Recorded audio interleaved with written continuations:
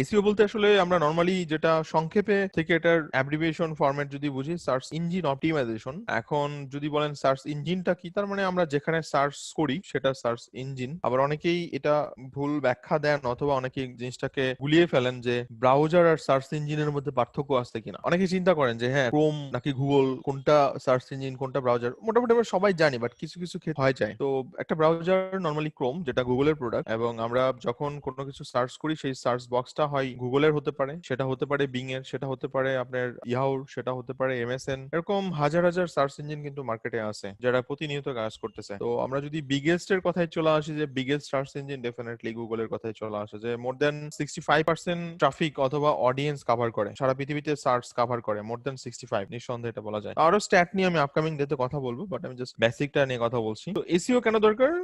Which is the process of optimising your website to get organic or unpaid traffic. খুব সহজ কথা, আমি এখানে একটু গুগলে সার্চ করি যে বাই স্মার্টফোন অনলাইন, আমি একটা কিওয়ার্ড দিয়ে সার্চ করছি, অথবা বাই স্মার্টফোন ইন বাংলাদেশ, আমি একটা কিওয়ার্ড দিয়ে সার্চ করলাম। ওকে, তো এই যে দেখেন একটা কিওয়ার্ড, এই কিওয়ার্ডের উপর বেস করে কিন্তু আমার এখানে রেজাল্ট গুলো চলে আসতেছে। এই যে কিওয়ার্ডের জন্য এখন যদি আমি এখানে ক্লিক করি, আমি যদি এখানে ক্লিক করি, সো এরা একটা করে ট্রাফিক পাচ্ছে কিসের উপরে? সার্চ কুয়েরিজ এর উপরে, সার্চ কিওয়ার্ডের উপরে, right? So which is the process of optimising your website. তার মানে ডেফিনেটলি এই ওয়েবসাইট গুলো অপটিমাইজ করা হয়েছে এই কিওয়ার্ডের উপর বেস করে। ওকে, এবং এর থ্রুতে অর্গানিক ট্রাফিক অথবা আনপেইড ট্রাফিক পাচ্ছে, সহজ ভাষায় যদি বলি। তার মানে আমরা এখানে যদি এখন ক্লিক করি, সে ফ্রিতে ট্রাফিক পাচ্ছে, এখানে যদি ক্লিক করি ফ্রিতে ট্রাফিক পাচ্ছে। সেম অন্যান্য রেজাল্ট গুলোর ক্ষেত্রেও সেম কথাটাই বলবো, তাই তো? কারণ এখানে কিন্তু আমরা কোথাও গুগলের অ্যাড দেখতে পাচ্ছি না, এই কিওয়ার্ডের জন্য অ্যাটলিস্ট কোনো অ্যাড নাই। আমরা একটু কিওয়ার্ডটাকে চেঞ্জ করি, ধরেন বললাম যে বাই স্মার্টফোন অনলাইন, এখন দেখি কোনো কিওয়ার্ড আসে কিনা, নো কিওয়ার্ড আসে না। ওকে, কিন্তু রেজাল্টের পার্থক্য আসেনি, প্রথমে পিকাবো, তারপরে অথবা ডট কম চলে আসছে, তারপর প্রিয় শপ। ওকে, সো এরা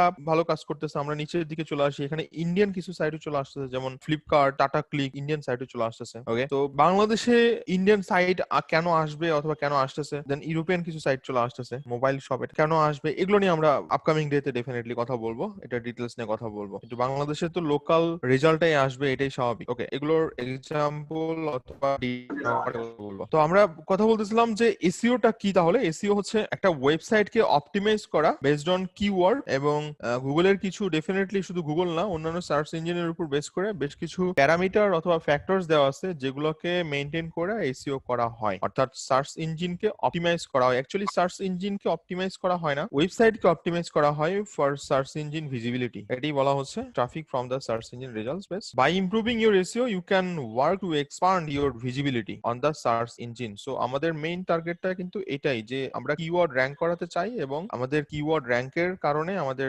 ভিজিবিলিটি যাতে বেড়ে যায় সেটার জন্য আমরা কাজ করব। এবং আলটিমেটলি ভিজিবিলিটি বাড়লে কি হবে? This helps you reach and engage more potential customer. So আমাদের ওয়েবসাইট করার উদ্দেশ্যটাই হচ্ছে কাস্টমার অথবা ট্রাফিক আমাদের ওয়েবসাইটে ড্রাইভ করানো। এসইও পারপোজটা আমরা বুঝতে পারলাম।